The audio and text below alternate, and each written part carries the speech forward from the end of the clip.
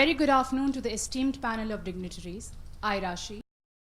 And I, Rishabh, welcome you all to this question-answer session with our panel of dignitaries. Today we have with us Mr. Pankaj Mahindru, Chairman, India Cellular and Electronics Association. Mr. Sandeep Bhargav, Executive Senior Vice President, Vodafone Idea Limited. Without much delay, we would like to open the house for questions. A very warm good afternoon to one and all present here. My name is Vasvi Khullar and I am pursuing MCA from this college. So my question is to Mr. Pankaj sir. Sir, right now many students are coming up with the idea of startup. So what piece of advice would you like to give to them so that they become a successful entrepreneur? You know, we were just discussing this, that the skin in the game is very important for the entrepreneur. And for a startup, it is, you know, everything he or she has just goes into it. So it's no working hours. You know, I, for example, start work at 4 in the morning, right? And but I finish by about 8, 9 in the evening, and that's when I've reduced my work hours. So startups are, you burn on both ends, right? That is one. Second is, it's very, very important to have a good mentor group with you. Seek them out and take advice, but follow your instinct. Thank you, sir. Hello sir, my name is Ashna Khanna. I am from MCA second year.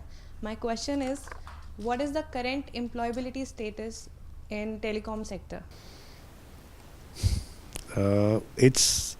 We've gone through a very bad downturn, very, very bad down, especially services. In mobile phones, it was very good because a lot of new companies came, so a lot of jobs were created. So in fact, the mobile handset manufacturing industry created about 7 lakh new jobs in the last 3-4 years. Services sector, I think the bottom has been hit, and now the only thing is that it'll improve. At the entry level, however, it's not that bad. Jio was recruiting a lot. I think that's come to a halt now. So overall, I think the scenario is not that good, frankly. It's not that good. Still, this industry has suffered because of consolidation, predatory pricing, etc. So we are going through a very bad time. So my name is Tushar Mehta, pursuing MCA first year. So my question is from both of you. So what are the steps taken in your organization to encourage your employees to go for better ideas, creative ideas?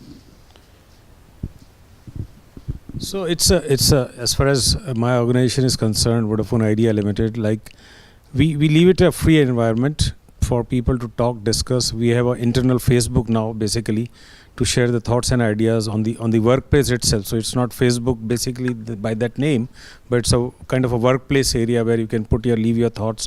And these thoughts then they are taken up strategically across the boards, which department it concerns, and formulated into alternate strategies and then really implemented if they are really taken up. For my own example, like a year and a half ago, we had a workshop at IIM Ahmedabad for 7 days. And we as a group had come out with lots of ideas in terms of developing apps which Vodafone can pursue those apps and really launch it out commercially. So a couple of them thoughts came in, and we have one wonderful idea which has originated from those workshops was Sakhi.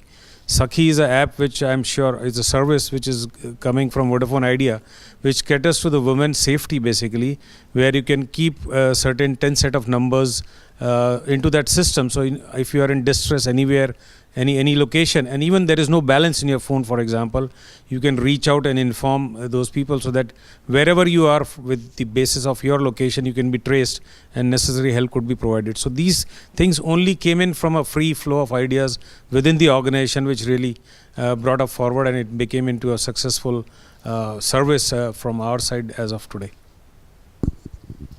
You know, but a piece of advice that when you are going to be an employee somewhere, the focus should be very narrow. You know, I think Indians are too innovative. That is a problem, because when you see the success of China, Japan, etc., They are very single-minded on the task which is given. So I would go a little bit towards that side, that our horizontal thinking is too much and we are not deep enough. So I think that is a quality which we need to develop actually. Yeah. Sometimes not to be too innovative, Let's get the job done. Just add what Pankaj just said is the question of being a generalist or a specialist. So mostly foreign countries, we have seen that they are very, very specialized. If they are into a job, into a funnel, they will only look after that, not horizontally across. So we need to really develop that acumen that we remain specialists for a longer time rather than being generalists. But as you grow up in the hierarchy, in the pyramid, top of the pyramid, then you may have to do some kind of a generalist kind of a role. So especially at your age, your start of the career, I think you should be more of specialist in nature. Thank you, sir. My name is Yashvi and I am pursuing MCA. My question is to Sandeep Bhargav, sir. Sir, how would you help your employees, actually new employees, to understand the culture of Vodafone Idea? That's a good question. So even for the existing employees itself, it's going to be a challenge to understand the culture for each other. For example, Vodafone is predominantly a multinational which has got operations in many countries, and Idea is a homegrown setup which has a different culture altogether, which is more though it's a very professionally run company, but in terms of really culture, if you go employees understanding is quite different. So when we talk of new people, so we are trying to imbibe them into a united culture of both of us, like Vodafone and Idea. So they have best practices on their side, we have best practices on our side, and try to make the best of it when the new recruits are coming. Unfortunately, the recruits are less as of today in terms of entrance into the company, but for the existing people also it's a challenge, and we are also trying to learn those cultures from both sides and pick the best out of the two and then move forward. So a lot of interactions are required amongst the people.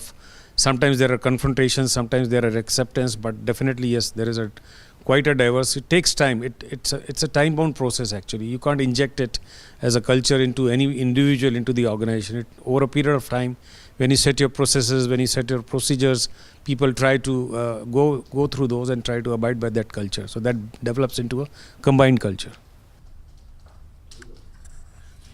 Thank you, sir. My name is Mitali Garg. I'm a BCA second year student. My question is for both of you. What is the scope of this sector in the next 5 years?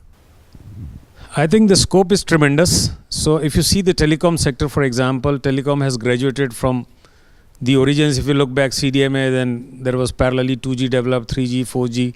We are getting to 5G. You're also started hearing about 6G. So definitely the technology is unabated. It's not going to stop. It just goes on. Only thing is we have to adapt to those technologies, make our infrastructure, make our regulations adapting to those technologies. India has a challenge sometimes where the regulations don't allow these technologies to persist or to really come up into the place. So my thought has been that there should be innovation in regulation also, so that while the technologies come across, the regulations also develop to such a manner that they are competent to each other or they are complementary to each other. It should not so happen that with the technology coming in, you stop it because the regulation doesn't allow you. So you really have a roadmap of the regulations.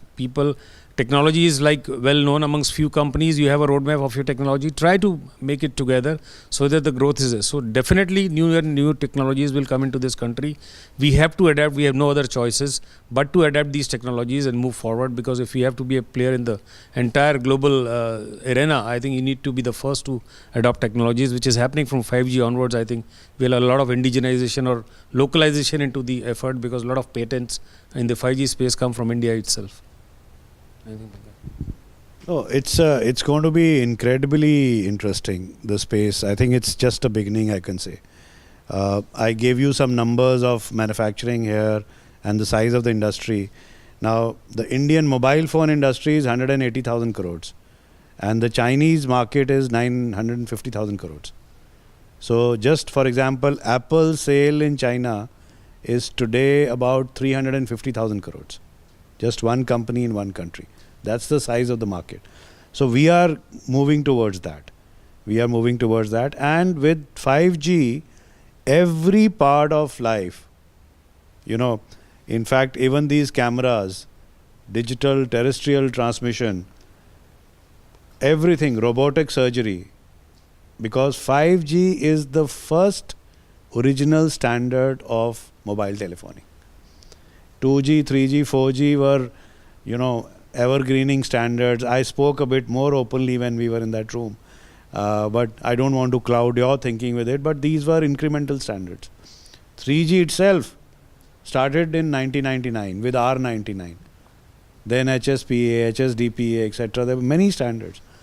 What the industry kept doing is, with every increment, the telecom equipment guys, just started giving a spin. But 5G is something which is pristine, it's original, and there is no latency, virtually no latency. You can't notice it.